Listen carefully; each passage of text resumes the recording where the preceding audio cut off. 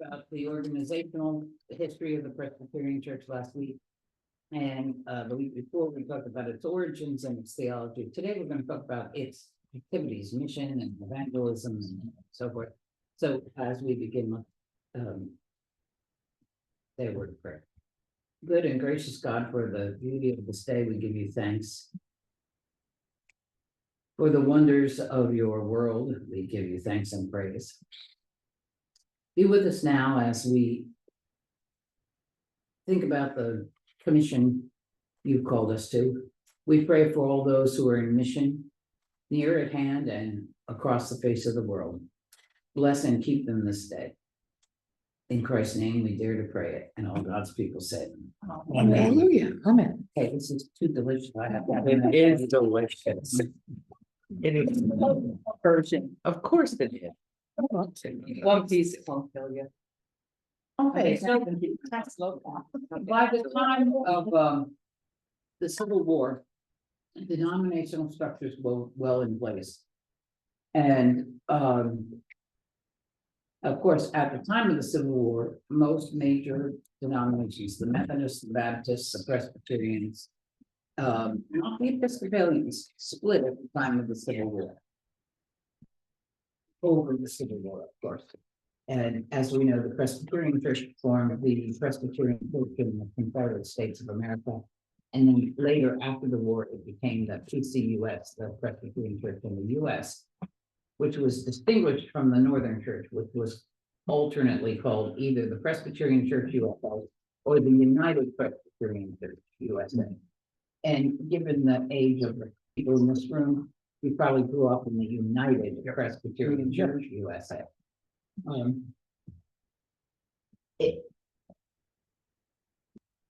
From the end of the Civil War through the 1970s was the heyday of denominational power, identity, and influence, especially after World War II, but even after the Civil War. And this is a truism that wars are always followed by an upsurge in church vitality. It's probably not a good thing, but it's a reality. So the Board of Foreign Missions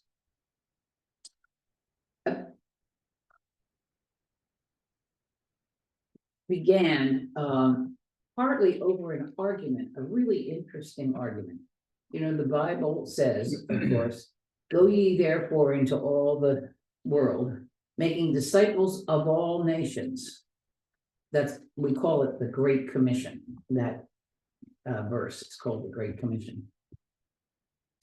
And so evangelism, that is reaching out, and mission are inextricably bound all through the history of missions in the Presbyterian Church, but in all denominations. But there was a great dispute over how missions should be done. Lots of congregations all over the country had, remember that Presbyterians are by and large educated and well-to-do. I mean, if you compare them, for instance, to Methodist or Baptist, they tend to be more educated and wealthy. And so some were in business enterprises and whatever. And so many congregations knew someone in Argentina, say, and or a evangelist would come to speak at the church and say, "This is what I'm doing in the Congo." And so the church would begin to support that person. Sometimes presbytery was not so excited about that, because sometimes that evangelist was somebody who was dismissed from ministry or never passed their ordination exams or something. Mission was a good field for entrepreneurs. who didn't have to be under the discipline of a presbytery or so. So there was a great struggle there. In 1832, well before, of course, the Civil War, the American Board of Commissioners for Foreign Mission was developed, and it continued till 1952. And that was an attempt to kind of get a grip on missions so that Presbyterians wouldn't be sponsoring something that was untoward or had some grip on who was there and what they were doing. Presbyterians, being Presbyterians, often went into whatever countries they went into and established schools, because academics have always been so important to us. And so they would establish schools. So for instance, in Egypt, where my husband and I were mission personnel, virtually every woman that could read had gone to a Presbyterian school. It's very interesting. So you would meet Muslim women doctors, but they had gone to the Schutz school. The Mrs. What was her name? Fearsome lady. Can't remember her name. That was the principal of the girls' school, and one of the things that we have to keep in mind whenever we talk about mission, in the 19th century, this is the heyday of colonialism. This is when the Congo becomes the Belgian Congo. This is when Hong Kong becomes the Principality of London. And so it's often said in the field, historical field in which I work, Europe practiced colonialism by nation state.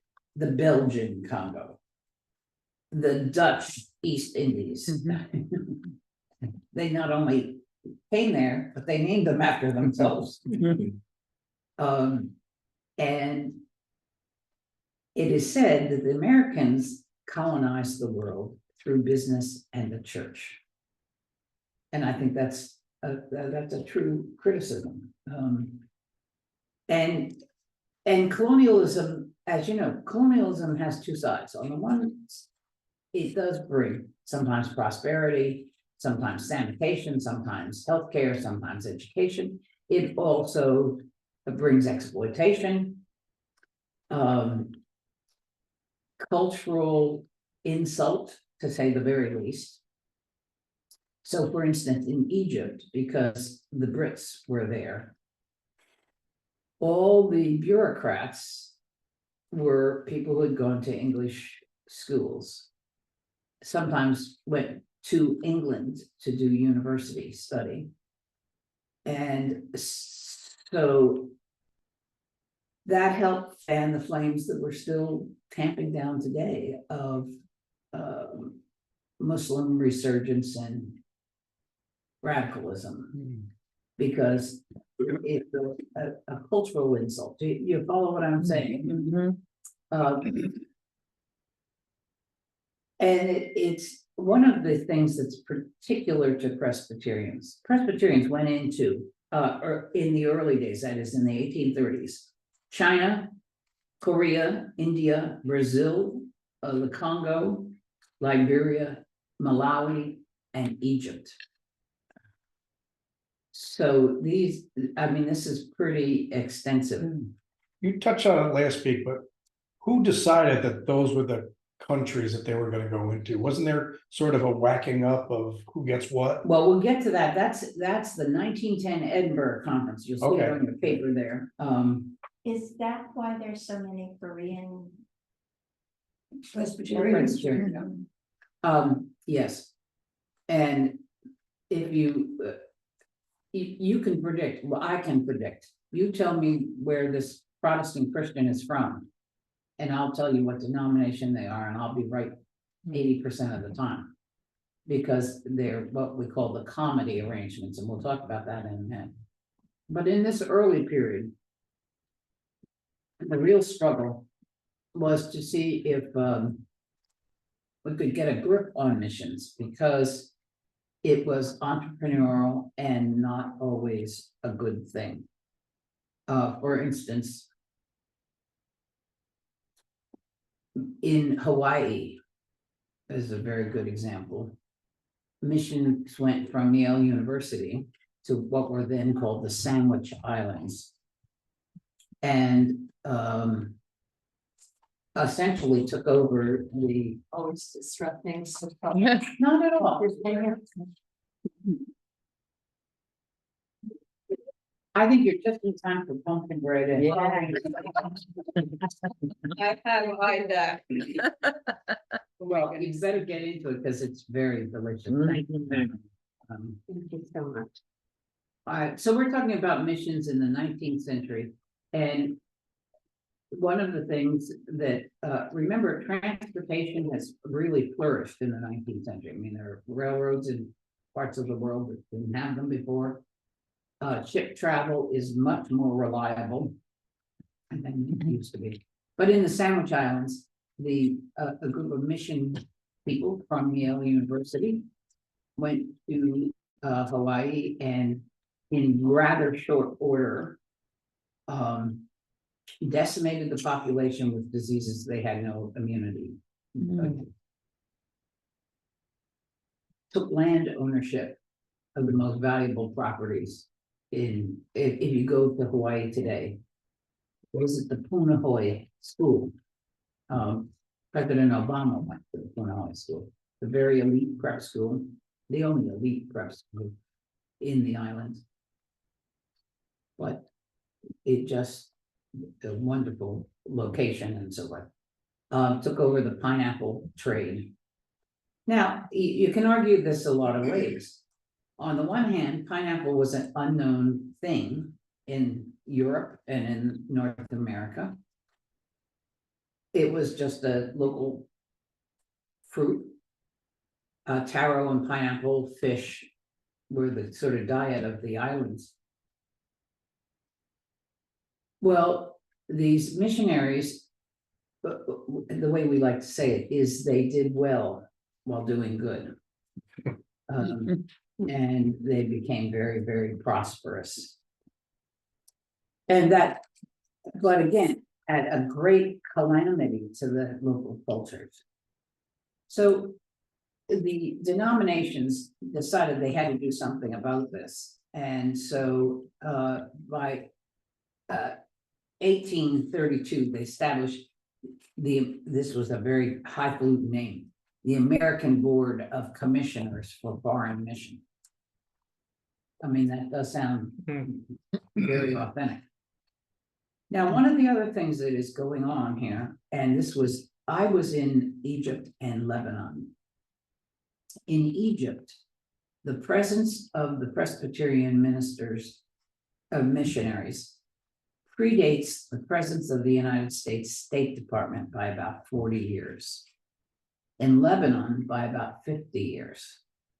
So one of the other things that was going on, particularly among Presbyterians, again, this, we have this educated thing, is that missionaries were doing their church work, and they saw no conflict of interest whatsoever in being a source of information for the US government. Today, we recall missionaries that quick when they trafficked in with the CIA presence in a country, because that jeopardizes everybody. But this is a very complex thing. Now, as a result of that, the generation of kids that grew up as mission kids in places, especially in the Ottoman Empire, but, and of course, Egypt was a part of that, often went into State Department work as adults, because they had language skills and they had, even my own children have a certain wanderlust. One son just got back from Ireland, the other son's going to Ireland next week. I mean, Ireland isn't all that exotic, but because they've been places, they're not fearful and they're curious and so forth. And so we have this funny mix, which what I'm trying to do is paint a picture that mission is a very complex reality. It's one thing to say, for instance, the missionaries in Lebanon. So far as I know, not one single Muslim was ever converted to Christianity. But many Syrian Antiochian Orthodox, Eastern Orthodox, like Greeks or Russians, the American missions, we call it, did a lot of sheep stealing. They evangelized Orthodox Christians, people who were celebrating the resurrection of Christ, while my people were painting themselves blue and baying at the moon in Scotland. I mean, hundreds of years before the West was Christian, these people were celebrating the resurrection of Jesus Christ. But the Americans came, and they could offer education at their school. If the student did well, they would send them to Pennsylvania, to Westminster College in Erie, Pennsylvania, out near Erie, Pennsylvania, and sometimes on to medical school or engineering school. And so not good relationships between these Protestants and the indigenous Christians, that is either Orthodox or Catholic or whatever that the place. We fared a little better in places like Korea, where there was no Christian church. But there's no doubt that early missions were a colonizing factor. And sometimes early missionary, in fact, we don't call our personnel anymore, we don't call them missionaries because of this history that I'm recording to you, retelling you. We call them mission co-workers. They are co-workers with Christians there. Their boss is not in New York or Louisville these days. Their boss is in the Christian church of Korea or India or Malawi or wherever they are. But this took about 150 years to get sorted out. And it left in its wake lots of things, some of them quite good. I was on a train once from Prague to Berlin, I think. And a woman sat down next to me. And, this is a long train ride, and we got to talking. And she spoke English, and she was a pediatric burn specialist. She was going to a medical conference in Berlin. And it turned out that she had in fact gone to a Presbyterian school. And her people had been Catholic until the Presbyterians came along. And then they took the children into their school and they became Presbyterians while the family was Catholic. That never sat well with her, the rest of her family. But it had huge benefits to her and of course to the children for whom she was physician. So it's a very complex thing, and I am going to tell you some tales of daring do. But I hope you hear the hesitation in my own voice about the triumphalism we should or should not feel about our mission history. It did a lot of violence to the culture. And I think it is very hard to understand Muslim radicalism without the Crusades and the missionaries. And that's a legacy for which we don't want to be taking any vows. So the dispute over how missions should be conducted. Then the Women's Board of Foreign Missions was established in 1870. It later became PW, as you review it today. Okay. They had two roles. One was fundraising, and the other was recruitment. And many missionaries went out to the mission field as single men just out of seminary. And there were teachers and nurses recruited by the Women's Board of Foreign Missions. And then these, I mean, if you're the only English speaking people, a lot of marriages occurred from these women that were recruited by the foreign. And I mean, when you read the accounts, they're very funny. So-and-so has 3 spinster daughters. We need to do something. You know, one of them is a nurse. We send her to a mission. Where, you know, there's gonna be some lonely pastor out there that. So, I mean, it's kind of funny. Student activism is a chapter that you're probably not so familiar with, but it is huge and important chapter in this. In 1806, so this is very early, there was a meeting known as the Haystack meeting. It was a prayer meeting for students, at the time only men, at Williams College in Williamstown, Massachusetts. And some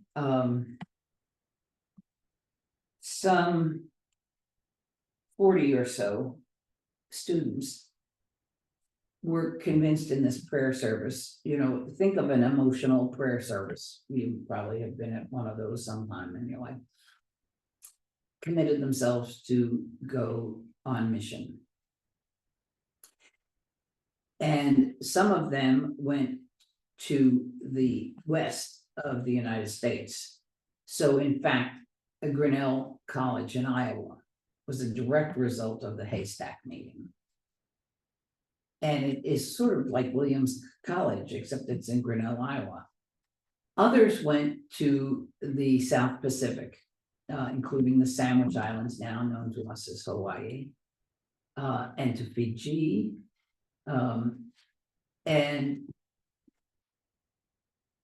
the Haystack meeting became a kind of status symbol to other colleges to have some of the brightest and best renounce all the things, law, medicine, and a career here to go abroad. Now, you know, part of the problem is you have these young people with a head full of high-mindedness, yeah, to be sure. Faith, yeah, absolutely. But a kind of American zeal. You could be like us. You could stop wearing those turbans, wear 4-hand tie. Excellent. Well, that's a kind of a cultural assault. Besides, people don't wear galabeas and kafiyas, the scarf, because they think it's a great fashion statement. They wear it because it's very sandy. And a 4-hand tie really doesn't help you with that situation. But you see, the other thing is there was such a sense that people who weren't Christian were barbarians.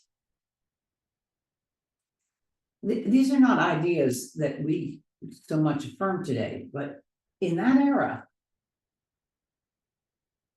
I should have brought, it's too bad, you know, that mission box. I have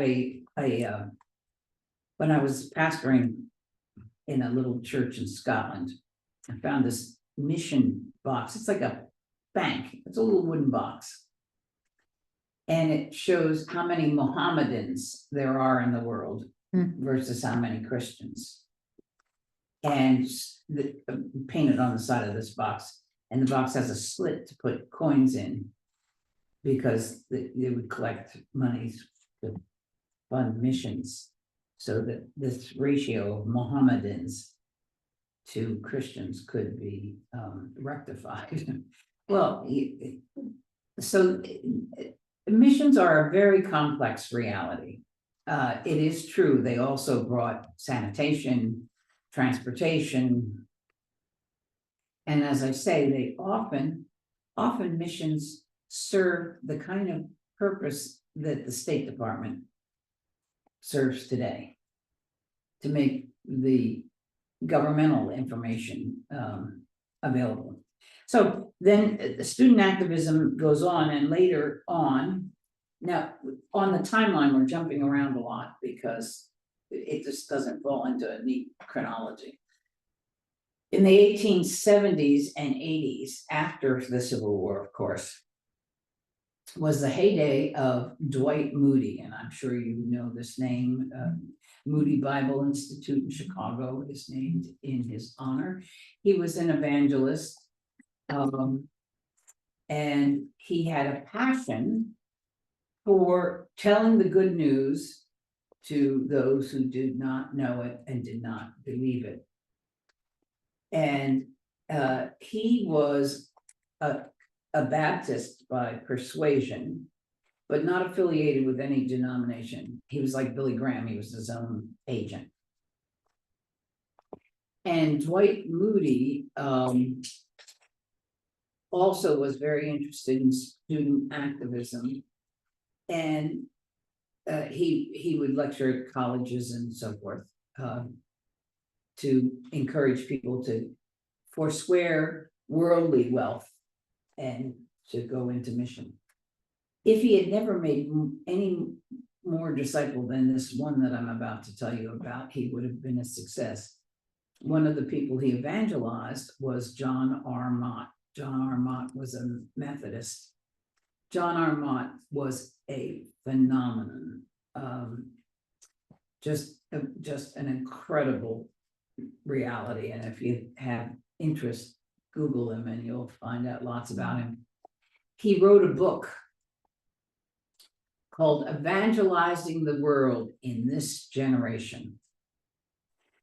He founded the World Student Christian Federation that exists to this day of international students who are committed to mission. He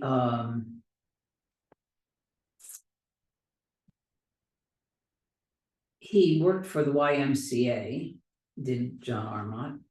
He helped found the World Council of Churches, and he won the Nobel Prize in 1946. Underachiever.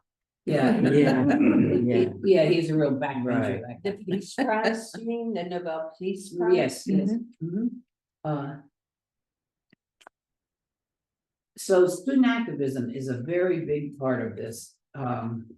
It's where, by the way, the idea of a junior year abroad emerged from mission. Interesting.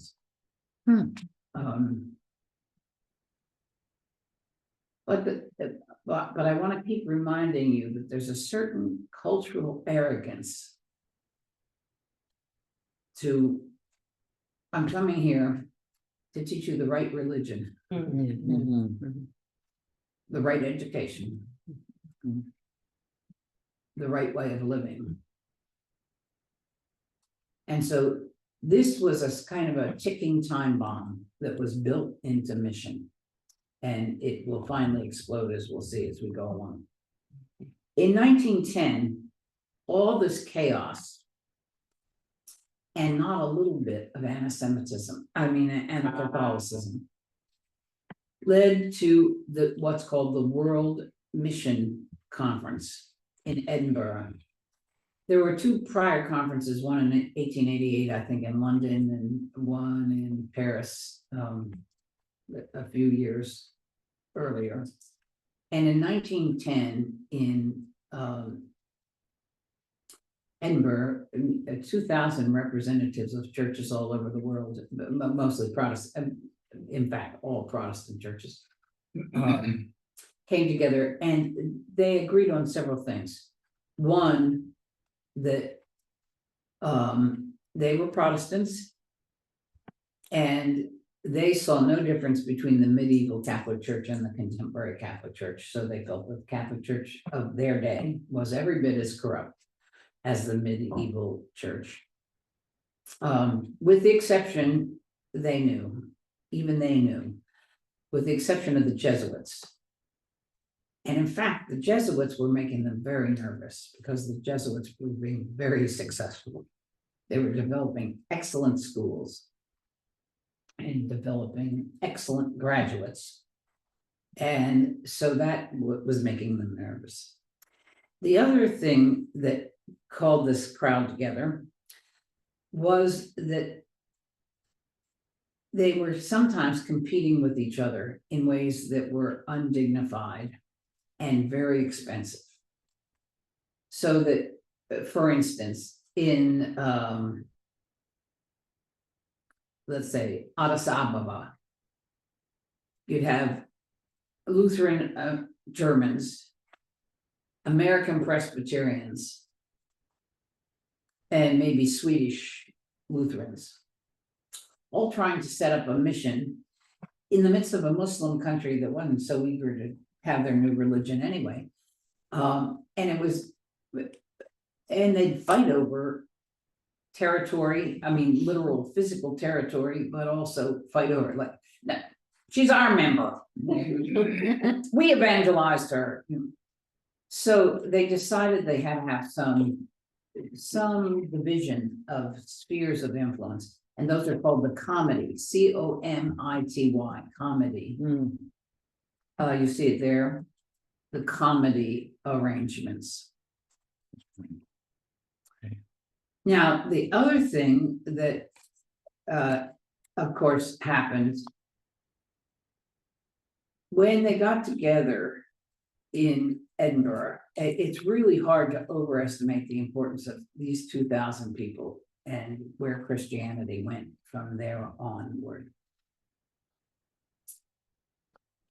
They had a straight, reading the papers, at least to me, is fascinating. Now, I used to say to my children, well, such and such is fascinating. They go, no, it's not just. What is beautiful to me? Yeah. Go ahead, laugh at me. It really is to me very, very interesting, but I have children who have reminded me that it's not interesting in the slightest. But it's really, to me, interesting that they're saying things like, you know, evangelism and mission aren't exactly the same thing. Evangelism means telling the story of Jesus Christ to those who want to hear it. That's an important predicate. Mission means being in service to others. So you see what had been one thing kind of explodes into two different things. Moreover, they begin to talk, this is a very hard word, a very strange word, the indigenization. To make indigenous. We, in the United States, most Protestant churches, not all, but most, use grape juice and bread for communion because temperance got to us and we stopped using wine and we never went back. But in other parts of the world, that made no sense. In Islam, where you don't drink alcohol and you don't have grape juice. I mean, because why would you grow grapes if you weren't making wine? I mean, so it was not unusual to, and I've done this in some places, in Papua New Guinea I did, that it's a little tiny glass, well, actually it's like a little gourd carved out and has a little bit of honey in it. and a piece of bread. You like that? Yeah. The favorite communion of Winnie the Pooh, yeah. Uh, But indigenization. So then. When you meet, for instance. Now, this is a stereotype, it's not always true, and I know it's a stereotype, and I don't mean to trade in sort of memes of. But often when you meet a Korean Presbyterian, he's exactly like your pastor in 1954.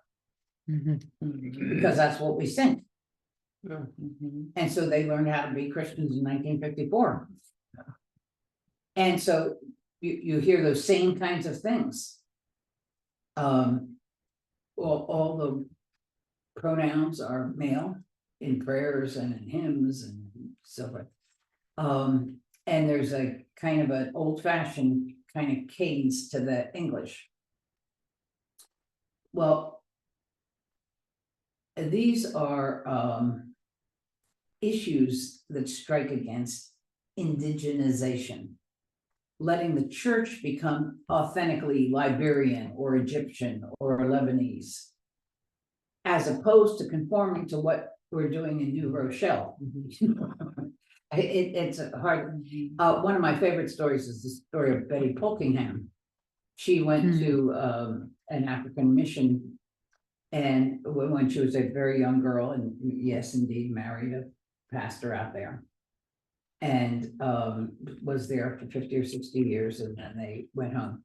That's a whole nother story. Returning missionaries are a whole handful for the church, because they're no longer of the culture that exists in the United States. They're sort of flash frozen in whatever decade they left. And so they don't fit in really well. And anyway, that's a whole different problem. But anyway, Betty Polkingham went, and she was a musical young lady and a teacher. And so she taught film, but she also taught music to the congregation. And she taught them a Hosanna song for Palm Sunday. She retired after being on the field, the mission, we say out on the mission field, 40 years or 50 years. And then as a very old lady, I think her husband was dead and she was 80 or 85 or something. And the congregation where she worshiped gave her a return trip to Malawi, just because they had some connection with that mission, and it took her. And when she got there, they sang a song that she had taught them. They said that you taught us this song. And the song we sometimes sing here is Sana, Sana, Sana, Sananina, Sana, Sana, Sana. Well, do you hear Hosanna in that? No. That's what they heard. They left. And I said, oh yeah, we sing this song on Palm Sunday, you taught it to Sana, Sana, Sana, Sananina, Sana, Sana, Sana. So you never know what you're teaching, right? But that's just a little tiny example of the kinds of things that would happen. So mission is a very complex reality even today. But 1910, Edinburgh, evangelism and mission got split. And the missionaries, I have very mixed feelings about the missionaries that preceded us in Egypt. There's no question they loved the people. There's no question that they brought sanitation, especially in Egypt and in Cairo, to a part of Cairo where the Protestant people live. It's called Heliopolis. Heliopolis had sanitation, running water, indoor toilets about 25 or 30 years before the rest of Cairo. There's a disease called schistosomiasis, It's very common in Egypt, and the missionaries were in contact with medical people back in the United States and medical missions elsewhere, and found a treatment. It's a very easy treatment. Schistosomiasis is a disease that makes people wall-eyed. It's a fly that is only around the Nile, and the fly will light on your eyes, and it lays eggs. And then the fly, the thing that comes out of the egg, it eats the muscle and the eyes. So many people were wall-eyed. And it takes nothing. It takes eye drops. Like an eye drop twice a week or something, and there's no schistosomiasis. So they're huge gains. On the other hand, there is a way in which missionaries often speak of the people that are their mission, in their mission locale, as if they were children. Oh, the Egyptians don't know how to do X. Oh, don't tell them that. That's too complex for the Egyptians. It's a very complicated reality. No question. Yeah, You separate evangelism from missionary. You have two separate groups of people. well, that's exactly what happens, Jane, that you then get over time, 1910 in Edinburgh, you get a progressive church that says, hey, look, we're in mission, we'll send people all around the world to do things that people need, healthcare, education, pump wells, help them with starting new industries and so on. And a conservative church that says, we go to proclaim Christ. And that develops what we call in the business rice Christians, people who become Christians because they're hungry. If I've got to say Christ is Lord to get a meal and I'm starving, you betcha, Christ is Lord, or anything else you like. And so you get a real split in the conservative church and the progressive church. The Presbyterian Church, as you may know, winds up on the progressive side of that debate. Some in the Presbyterian Church say, you know, that's the work for the Red Cross or somebody. That's not our work. You're not a Christian mission. We're a Christian mission. So you get that debate. The other thing that happens in Edinburgh is these churches each have, remember, they're Europeans and they're Canadians and Americans and so on. They each have a conservative element and a progressive element.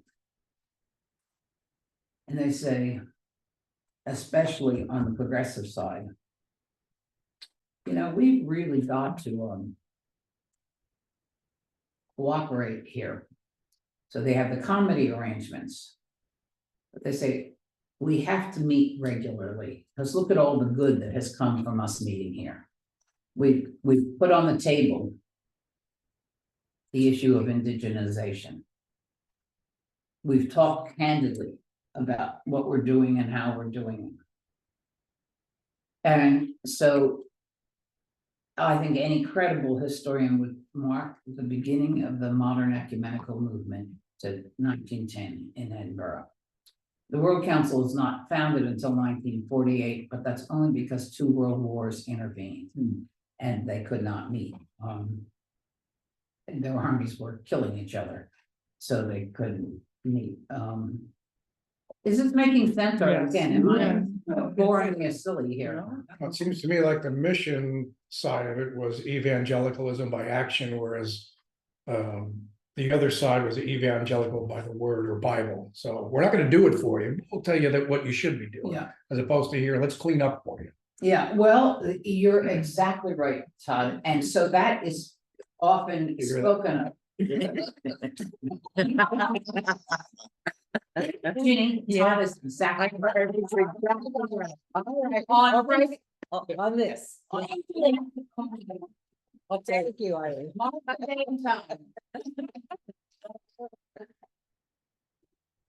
Excuse me. I, that's delicious pumpkin. Inhaling the crumb there. Delicious. That's very interesting though, because what Todd just articulated, often the modern ecumenical movement itself divided into two parts.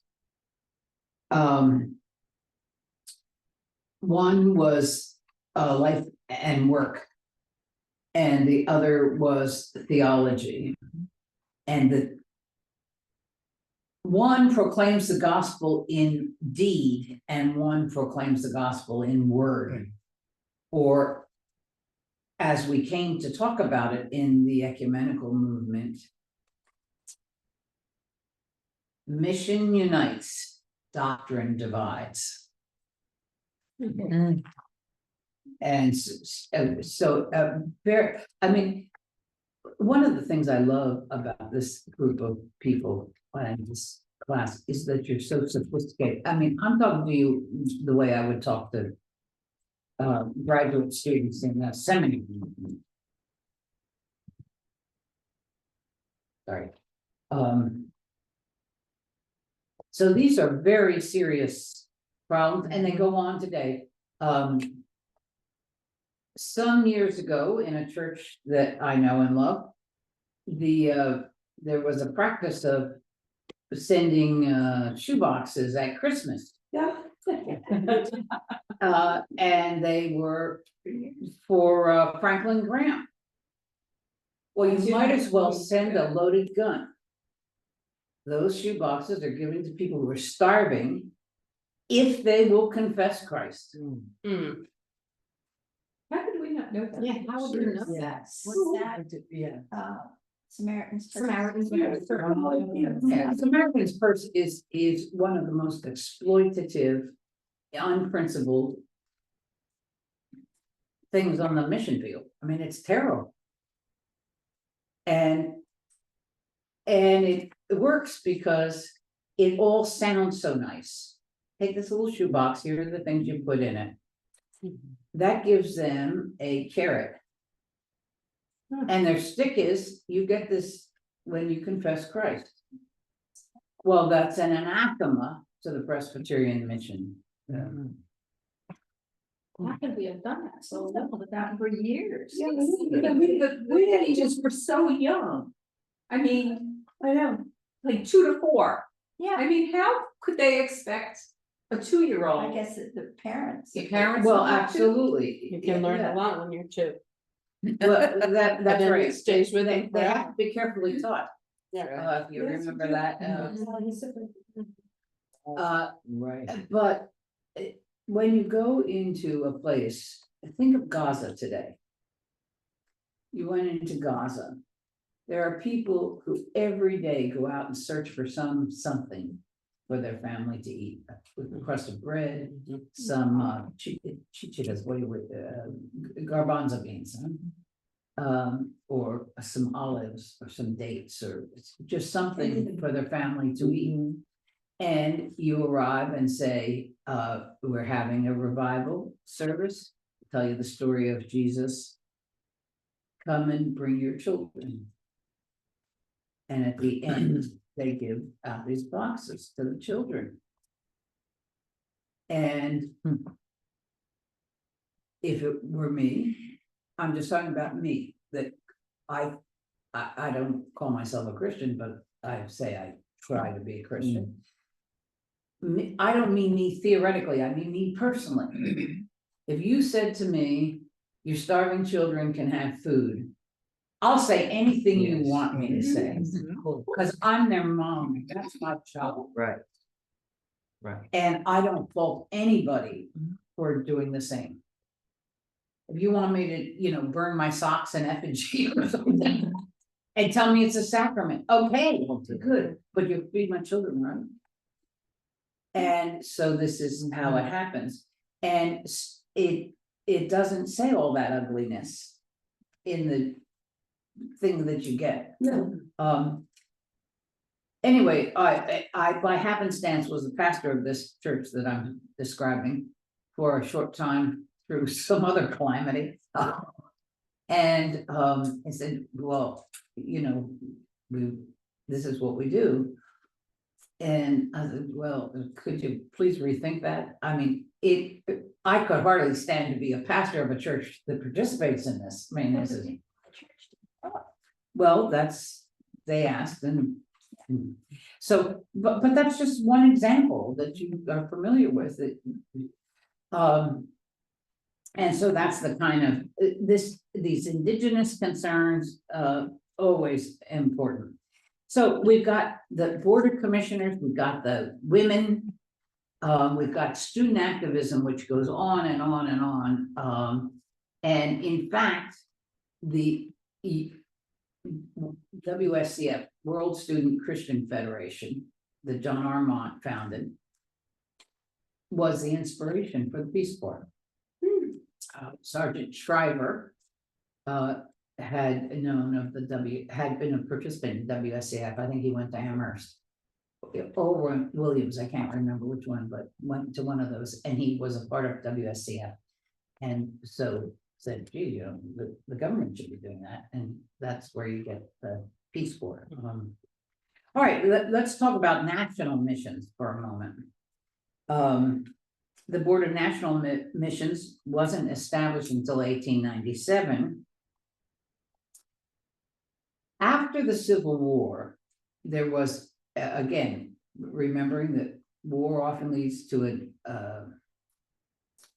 a regeneration of church activity and prominence. After the Civil War, the denominations in the North became very, very active and voluntary associations in general prospered. There was the Sunday school movement, which came after the Civil War. There's a history of the Sunday school movement is written in a book by Bob Lynn and Elliot Wright called The Big Little School, because it was the Sunday school movement that made the way for the establishment of the public education system. They didn't have Sunday school before that. No. Really? I didn't either. Well, if you want to know the story, Elliot Wright, now Bob Lynn and Elliot Wright, The Big Little School is the name of that book, and you could read about the history of the Sunday school movement. It's imported from England, actually. This is the heyday of settlement houses because of the new immigrants in urban areas. It's the era of, this is before like the animal clubs, elks and moose and. She was talking about 4-H. No, well, lions and. Yeah, you're right. Elks, moose, lions. Oh my gosh, that's too funny. They're called fraternal organizations. Right. Kiwanis and Rotary and Right. the animals. And Raccoon. Hey, Rob. So what's getting done was getting done by voluntary. So you had the Christian Businessmen Association, the Full Gospel Association. You had the rise of the YMCA and the YWCA. So this is a very time. And a lot of the mission is oriented toward new immigrants pouring into urban areas. It's also, there is a liberal impulse here that is meaning liberal to help. And that the spearhead of that liberal movement is the temperance movement. Now, we look back on it and see it as a conservative movement, but it wasn't. It was a very progressive movement. Lots of immigrants, especially from Eastern Europe and Italy and so forth, and Greece, were coming, and in their poverty and despair, becoming hopeless alcoholics, and through despair, really. And so temperance was really a progressive movement saying, no, we have to help this situation. As you know, it didn't work out very well, but settlement houses, English as second language, all those kinds of things were missions that developed. Similarly, there were rural missions, and the Grange was a Christian-sponsored idea of a fellowship for farm people and for children, to develop values and so forth. The Presbyterians were not huge on their missions to the Native American people. We did some of that, but the lesson of indigenization that took place in faraway countries was internalized even by the Board of the National Missions. And so, for instance, in Albuquerque, there's a school called the Menaul School. It was founded by Presbyterians for the Papago tribe, which is the Pima and Papago are and Hopi are the tribes right in that area. But when it was instituted, there was a 5-year plan to put the Menaul School in the hands of the leadership of the Papago tribe. That's very unusual. As you know, in Canada and in Catholic missions, remember the Lincoln Highway, and remember the news accounts of how Native American children were treated.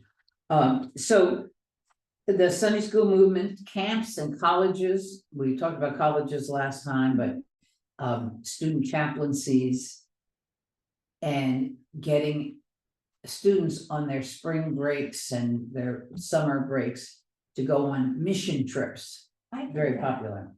When I was youth fellowship in high school, every summer we would go somewhere. One summer we went to St. Louis, one summer we went to Kentucky, and you would do whatever, I think we painted buildings or did housing. Yeah. Now, one of the problems of mission trips is the school in the village gets painted 17 times a year because of the mission trips.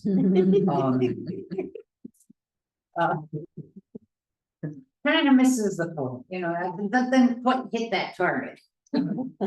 So that's a difficulty, and one has to be aware of that, but it also, they also can be, I went on a mission trip from my church where I grew up, and we went to Tennessee, and there I met a lady, it must have been 1965 or 6, and she thought Roosevelt was still president. We also met a family. One of the people with us was a doctor, and there was a boy there who had died. His mother had gotten a box of goodies from some mission, and that included a bottle of aspirin. Then she was told when child's red and feverish, give him aspirin. Well, he died of aspirin poisoning. He actually died of something called Ray's syndrome, which was provoked by excessive intake of aspirin. And so this mission thing is a two-edged sword, without a doubt. And one has to be careful and discerning, as we learned on the shoebox. So The shoebox. How would we have known? well, if I may share our conversation? Sure. Um, And it was one of my favorite mission projects. I used to take my grandchildren and get them involved with it because I thought it was so wonderful. Pat said to me, we're gonna do this, and I try not to go. Right, right. Well, would you be open to seeing? And so I gave Pat some links, I think, to look up the analysis. And it didn't take very long for her to go. Still get stuff from them because you had to, Mm-hmm. you put money in there and you put your name in, so I still get stuff. Yeah, well, You do. but whenever you're, for instance, on Souls to Souls, I went over that with a fine tooth comb. Because I was asked for some, Recommendations, yeah. yeah, and so I went over it, went online, and then I called some friends that I know to say, look, I'm not gonna get my church involved in this. Until I know exactly what's going, and it's a member of something that's called the Global Women's Economic Development Collective or something, which is a UN thing, and so I knew it was fine. But you never know, and that's why you have to look, and there is nothing more voracious than American evangelicals and how they conduct their business at home and abroad. I mean, it's just. There's a phrase in the 19th century: soup, soap, and salvation. The Salvation Army and the soup kitchen, get a shower and get salvation. All right, let's quick move on to the ecumenical movement. In 1908, the Federal Council of Churches was developed just as a cooperative society and mostly around temperance. The 1948, the World Council of Churches, this is after the Second World War. And I like very much when you read the story of the founding of the World Council of Churches in Geneva, Switzerland. It says, we cannot bring in the kingdom of God. I mean, you can hear already the sort of learned, experienced. We cannot bring in the kingdom of God. That is beyond our capabilities, but we can set up signs of its impending arrival. Signs of health and equity and so on and so forth. So the Federal Council of Churches, National Council of Churches, 1950. In 1954, maybe the pièce de résistance of the National Council of Churches is the publication of the Revised Standard Version of the Bible. We could take this out of King James. Nobody's talking King James language anymore by 1954. And so what can we do cooperatively? Well, we've got the intellectual power taken all together to do a new translation in English in the vernacular of the Bible. Now, it's hard for us to feel excited about it, but it was a very exciting thing on the American religious scene. My father died in January 1955, and one of my treasured possessions is a Bible. Now, I was 5 years old, couldn't read a word, but it's a copy of the Revised Standard Version of the Bible that says, to Eileen from Mommy and Daddy, 1954. And that's the only from Mommy and Daddy I've had my whole life. So, But that was the new translation? RSV. And in 85, we updated it, and it's called the NRSV. And I suppose someday they'll do one and call it the BNRSV, brand new. I don't know. That just to make a joke.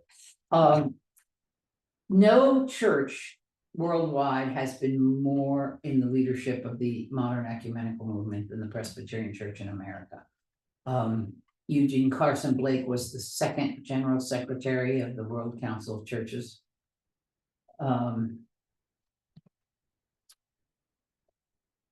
Many many important Americans. John Foster Dulles has served on the executive committee of the World Council of Churches. It's in Geneva, and of course, it's on Rue des Fernets in Geneva. Sorry, I'm trying to get in either English or French, and I'm having a look.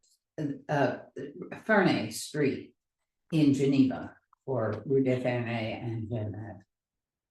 And it's right up that street from the Place de Nation, which is the headquarters of the United Nations, UNRWA, the United Nations High Commission for Refugee. And so these are international agencies that stay, and Roy Cruz, the Red Cross, is in between those two. And so by the 1960s, these organizations saw that they could enormously impact tragedies around the world by their concerted effort together. I mean, enormously. And so that's the whole of the ecumenical movement. In time, the ecumenical movement would get involved in geopolitical questions. So, for example, it is not, here's how Desmond Tutu became known to you. Personnel from the World Council of Churches aid agencies were doing things to help in Soweto and other slum areas of South Africa. And they came to know of the indigenous peoples longing to end apartheid. They poured money into it, and they used the moral authority of the churches in North America, so and in Western Europe, to support that. And they had to have a figurehead. Well, on the executive committee was a diminutive bishop named Desmond Tutu. And so they made him the chairman of the anti-apartheid committee, and prevailed upon the Archbishop of Canterbury to elevate him to the Archbishop of Johannesburg. Joburg is the capital, and asked the whole world to participate in divesting all these pension funds from all these denominations in Europe and in North America, to divest from what's the diamond people. And the first year in the United States, the National Council of Churches supported this boycott of AT&T, and AT&T spent 2 pages in their annual book that year explaining why they were still in Africa, in South Africa. The next year they spent 10 pages explaining. The third year they got out of South Africa. People were buying Krugerrands, the coin of apartheid, as jewelry, a necklace or bracelets or something. And again, international push, and Krugerrands stopped being exported as jewelry. The moral authority of the world community then came. By this time, the late 80s, we had good relationships with the World Muslim League, which was only too happy to help participate in bringing anti-apartheid, bringing apartheid down. And the World Jewish Federation participated. So it's an interesting, what mission has become is much more complex. Another example of that is what's called the Bottle Babies campaign. Abbott Labs in the United States and Nestle's in Vevey, Switzerland, put salesmen in lab coats to sell infant formula to mothers that gave birth in sub-Saharan Africa, and in a year the whole family would be anemic, because one, they didn't always have potable water to mix the formula, so sometimes they were essentially giving the baby poison. Sometimes they they didn't have ready cash, and so they were spending a disproportionate amount of cash on this baby infant formula. The rest of the family was not eating well, and so. And it took 7 years of the bottle baby campaign, but the moral authority of the World Council of Churches, working with the WHO, the World Health Organization, and the UN, brought an end to those practices of selling infant formula in that this we call predatory fashion. Meanwhile, by this era in the Presbyterian Church, the General Assembly is making statements on social issues which range from race. You remember Eugene Carson Blake, who was later the second General Secretary of the World Council of Churches. We saw his picture in the Historic Society. The Civil Rights Movement was largely a Black church movement. Eugene Carson Blake was the president of the National Council of Churches. He went to the Black denominations, the AME, the African Methodist Episcopal, AMEZ, African Methodist Episcopal Zion, the CME, Christian Methodist Episcopal. Those are all Black denominations, and invited them into the membership of the National Council of Churches. They said, yeah, well, we'd like to do that, but where are you guys when we need you? And so Eugene Carson Blake went to the demonstration at the amusement park in Baltimore. And remember, he's the state clerk of the Presbyterian Church, and he's the president of the National Council of Churches. And he said, late we come, but we come. Not to walk before you, not to walk behind you, but to walk with you in this great quest for a more perfect union, one imbued with civil rights. And that was the tipping point for the white denominations to come stand with Blacks in the next year at the Edmund Pettus Bridge, and so on and so forth. So that's my rap about mission. I'm proud of it, but with reservations.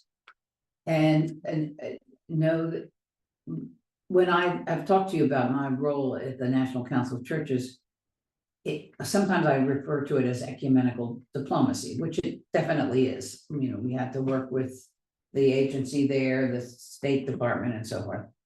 But also, I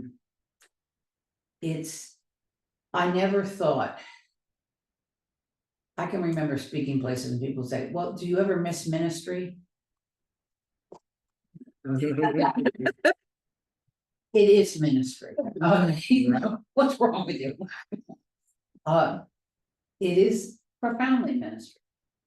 And it's it is a wonderful thing to say to people, you know, people say, well, why do you do this? Or this is dangerous. And I always said to them, well, it's my honor to represent 225 million American Christians who want to see apartheid fall, or want to see your family prosper, or want to see your children educated, or whatever. So I'm a believer in issues like abortion and gay rights. Presbyterians, I know you might feel like we argued about gay rights for 12 years, which we did, but we're still 15 years ahead of the United Methodists, and the Lutherans. The Methodists are still fighting about it. Lutherans haven't really started their fight yet. The Presbyterians have this way of reasoning, and our theory is that gay people are born in a way that predisposes them to be gay. That being the case, we conclude this: God does not create a people to hate. What kind of a God would create a people so that you could hate them? So we're not going to hate them either. Abortion, we think it should be safe, available, and rare. It's the taking of human life, there's no question about it. But women cannot have full citizenship if they don't have the rights to their own bodies. You hear that thinking process that's so central, and that's sort of our mantra. So that's what I have for you about Presbyterian history. I hope you feel prouder to be a Presbyterian. Way more than I ever put together mission work, and, you know, I thought, well, we had a relative that went to Africa. Okay, so, you know, that was it. We're more than just flea markets. Yes. thank you. And no bingo. It's just a 1 inch noodle. So thank you. Today's realities and the fact that we are only producing, what is it, 1.9 children or something like that? Yeah, Um, well, we're a diminishing breed, there's no Right. doubt about that, and we're in a universe that's diminishing. What do we make of that? Well, I think the Presbyterian, I think of world Christianity like an orchestra. And you know, there are woodwinds and there are horns and there's Strings. traps and strings and so on. But let's say we're the woodwinds. I think that's an essential part, and we play that particular part no matter what else is going on around us. At the World Council of Churches, it is a magnificent thing to be at worship at the World Council of Churches, because you got earphones and somebody's praying and you're listening in whatever language you can understand. And the person, if the person, well, if you're listening in English or the person is praying in English, and they say, and all this we ask in the name of the one who taught us to pray, and then you pull your earphones out and everybody's praying the Lord's Prayer in their language. And what he hears, it's fascinating. to hear. And you know, the kingdom of God is like this. Where everybody is praying in their heartfelt mother tongue. But they're lifting the same prayer, you know, just. In a world as divided as ours, that's a pretty special moment. So I think we'll continue to play our part, however minor it may be.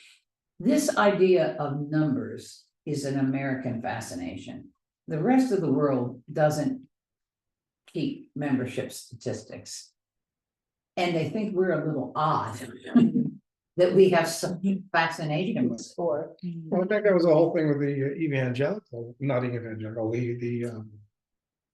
I guess it's reaching out, right? We're Yeah. reaching out to people. I saved 13 souls. I saved 14 today. In essence, you gave 13 boxes out, you gave 14 boxes out, you gave 16 boxes out. You don't know if you saved souls, and it's not a counting thing anyway. Well, Because saving is an individual thing. It's not. yeah, you gave out 16 boxes, but maybe the soul you saved is the guy you gave your seat to on the trolley. Correct. Or maybe the guy you saved was the guy that you said, look, my friend, it looks like you have an infection. Can I walk you over to the hospital? They'll help you. My concern is the Presbyterian Church declining, because in Northeast Philadelphia, with funeral home is, there are 3 Presbyterian churches that have closed. And there's one other one that's sort of on its way. On the road, yeah. And Yeah, we used to have 17,000 churches. We have just over 10,000 now. And so what do you do to prevent that decline? Well, there again, Get more boxes. Stuff counting. did you really say that? And where are you going to be living? Yeah. I'll move to Philadelphia. And you We walk got you, home. Karen. And I'll walk home. See, I'll give you a lift. what we do, that's not my question. in fact, not long after Molly was here, she said to me, well, what do you think about, growth for this congregation? I said, Molly, I think that's the absolute wrong question. What I have always wanted for my parishes and what I would want for this one is how can we be more faithful? Thank you. Not how can we get more people? I mean, we should be friendly and absolutely when people come, we should make them feel Right. welcome. Right. But numbers should not be our game. Our game should be, are we faithful? And she's a young pastor right out of seminary. I said, don't get sucked into that evangelical. Well, it's the bishop's Theory. wife. I gotta build the church. I gotta build the church. Yeah. As opposed to feeding the poor. See, that's an American, now, I think that will die out some, because the generation that remembers that, including me and thee, is because we were here in the post-war heyday. Right, when everybody belongs to the church. Yeah, and Big families. Right. And that was an anomaly, that's not normative, and we've made it normative in our heads. It's not. But when you go, I mean, the example I know the very best is the Palestinians. You go to a Palestinian Presbyterian church. And they're in this stinking hellhole of a refugee camp in southern Lebanon or in the West Bank, where they're absolutely tortured by the Israelis. I mean, you can't go get health care, they can't do it, or in Gaza. And they pray together. They serve the community together.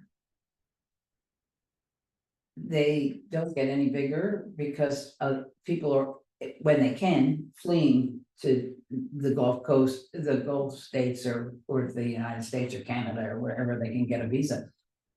And so they're getting smaller, but the issue is fidelity. And so I don't make that on my worry list. Numbers, somebody in this very congregation said to me, well, we could do what they do at Calvary Chapel. Well, I don't even know what Calvary Chapel is. I know where it is. But I'm not here. but my antenna tells me that this is the prosperity gospel evangelical church. And I didn't have the heart to say to the person, well, I don't know, you'll have to look after that because I am out of here. If we decide that what's the most important is naming who we want to pray that they change and be like us. If we start, that's not a very good prayer. And oh God, please be with those idiotic progressives that they might be more like us, or those idiotic whatever, name your favorite. So it doesn't worry me. What I like and love about this congregation is when you say our prayer family of the week is our prayer person of the week is Pat Chappelle. You know that the people there will pray for Pat Chappelle that week. And they know who she is and they know something. It's, or when you say we're developing hygiene kits. Well, I know what those hygiene kits are. I mean, when you live in squalor and you're given something that you can clean yourself and your children, it's life-giving. And you don't have to say it twice. You say we're having hygiene kits. And the next thing there are 21 pounds of what? 83 kids, I think. Yeah. Or you say, souls for souls. 400 pairs of shoes. 4 and 3 and a half. 400. 3 and a half. There was one heel. Maybe we'll find a one-legged person. Yeah. that's probably going to employ 16 or 20 people. It's going to make women who are either widows in a society where there's no provision for pensions or anything else, or women in abusive relationships able to feed their children, to have some dignity. That's what I care about. And, you know, I don't mean that to say that I want to be an in club and no new people. I don't mean that at all. I'm just saying what I said to Molly. I said, just don't let yourself get sucked into that ever, Molly. Just lead this people to be ever more faithful. Let the numbers take care of themselves. Mhm. Well, that's what I have for Thank you. you. Thank you very much. Very enlightening. Thanks. Oh, one thing I want to say to you, feel free to Right. take some home with you. Thank Tony you. doesn't need anything pumpkin, so. Oh,